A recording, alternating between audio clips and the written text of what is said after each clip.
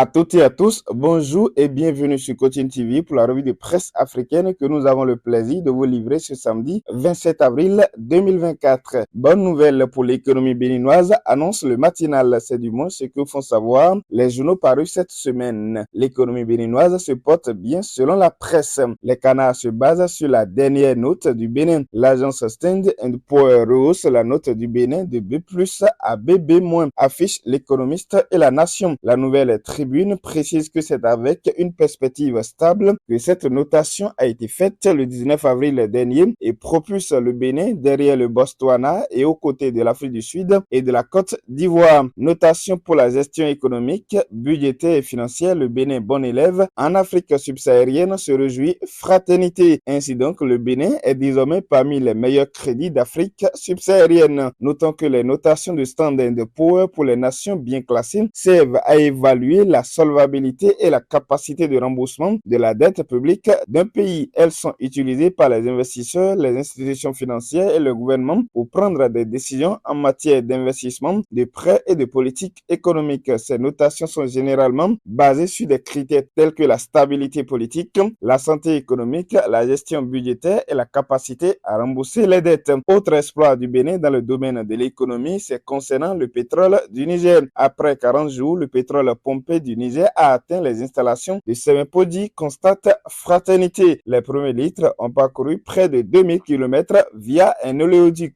Le Bénin, pendant plusieurs années, va servir de transit à ce pétrole destiné à l'exportation. Pour rappel, les autorités nigériennes étaient au Bénin récemment pour négocier les derniers détails concernant ce projet qui va rapporter aussi bien en ressources financières et en emploi à notre pays. Effectivité du transit du pétrole du Niger par le Bénin, vivement la réouverture des frontières pour boucler la boucle, plaide le quotidien Fraternité. Et puis l'année scolaire progressivement tend vers sa fin et les journaux nous rappellent la date des différents examens qui se pointent à l'horizon. Selon le calendrier national des examens relayés par Nord-Sud Quotidien, le CEP commence le 3 juin, le BPC le 10 juin et le baccalauréat débute à partir du 17 juin. Plus que mois pour les différents candidats de se préparer afin d'aller plancher devant les différentes épreuves. Et nous leur souhaitons bonne chance pendant que les candidats au Bénin se préparent activement à l'obtention de leur diplôme. Le Togo se dirige vers les élections législatives et régionales le lundi prochain dans un climat paisible, même si l'opposition et le pouvoir se défient sur le terrain. La question fondamentale qui divise les deux camps reste la révision constitutionnelle qui instaure désormais un régime parlementaire dans le pays. L'opposition craint que le nouveau texte permette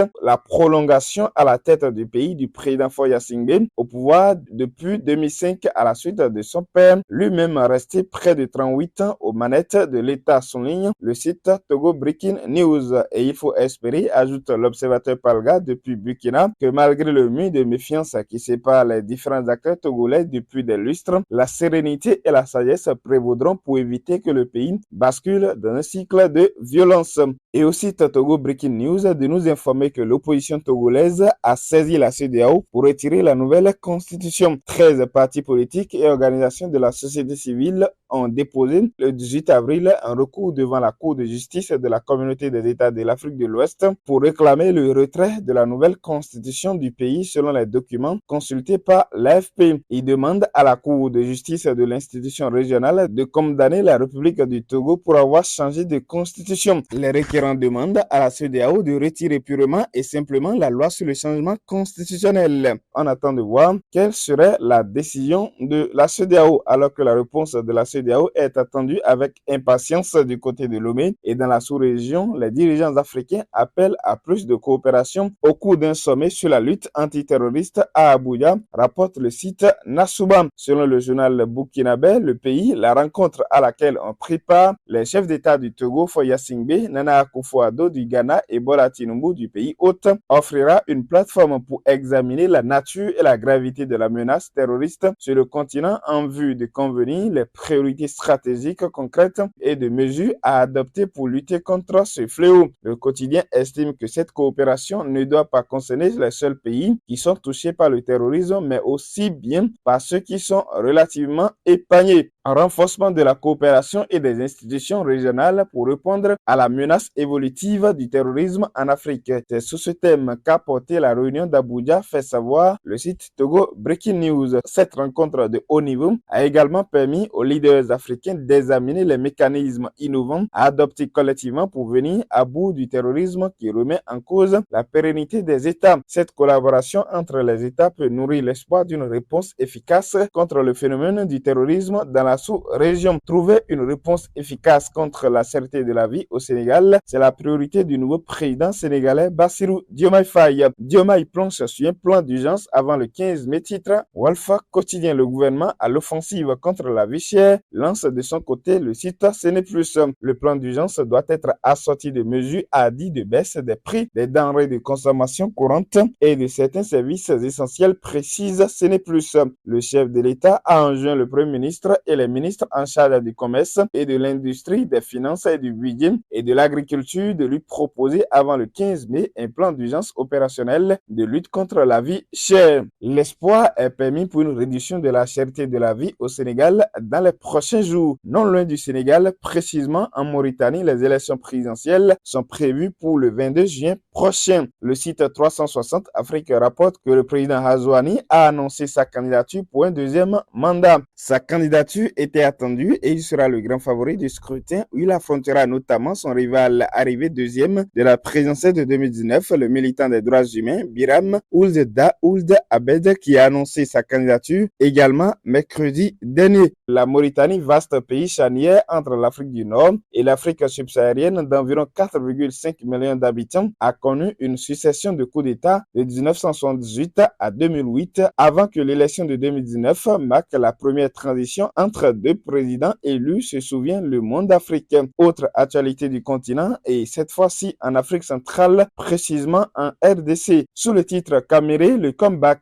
Africa News informe que Vital Kaméré sera le prochain président de l'Assemblée nationale congolaise. Le site panafricain rappelle que Félix Tshisekedi a dit de lui un jour qu'il a encore un rôle à jouer. Désormais, à un pas du pêchoir, ce Kaméré revient donc de très loin après les déboires politiques de 2020 et 2021. Tous les mauvais coups encaissés n'ont pas eu raison de sa détermination. Digital Congo fait savoir qu'il a été choisi à l'issue des primaires organisées par le parti au pouvoir afin de désigner celui qui présidera la deuxième institution du pays. Et c'est à cette élection que l'ex-premier ministre de Tshisekedi a remporté. Le tandem Kaméré-Tshisekedi de retour lance le quotidien Ouagalais Le Pays. Vital Kaméré assure qu'il fera un travail de qualité au Parlement. Rappelons que l'élection même n'a pas encore eu lieu à l'hémicycle. Et puis parlons des relations bilatérales entre le Faso et la Côte d'Ivoire qui ont commencé par s'améliorer ces derniers temps. Les ministres de défense des deux pays se sont retrouvés la semaine dernière pour discuter des sujets simples qui pourraient permettre aux deux nations de parler de la même voix. L'information est relayée par la chaîne NCI. En effet, depuis le coup d'État du président Ibrahim Traoré, les relations entre les deux pays se sont détériorées au point où des gendarmes ivoiriens ont été gardés au Burkina Faso et vice-versa. Avec les dernières discussions, il pourrait y avoir un apaisement et des libérations les prochains jours et c'est ce qu'on souhaite.